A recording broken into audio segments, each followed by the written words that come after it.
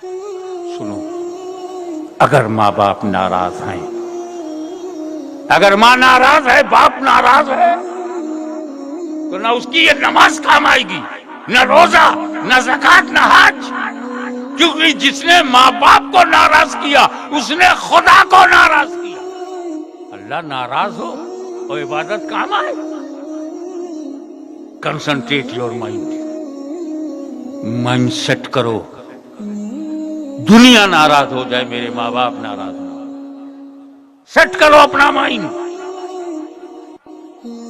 और जिसके लिए तुम अपनी माओ को छोड़ देते हो ना, वो ज्यादातर बीवियां हैं, तेरे अपने बच्चे हैं, इनके लिए तू माँ बाप को छोड़ देता है।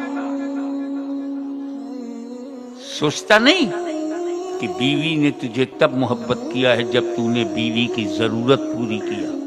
तू जवान, बीवी की जरूरत पूरी किया तब उसने तुम्हें प्रेम किया है। उसके रहने के लिए घर, खाने को रोटी और पहनने को कपड़ा दिया, तब बीवी ने मोहब्बत किया है। और माँ ने तुझसे तब मोहब्बत किया था जब तू हिल भी नहीं सकता था, तू बोल भी नहीं सकता था।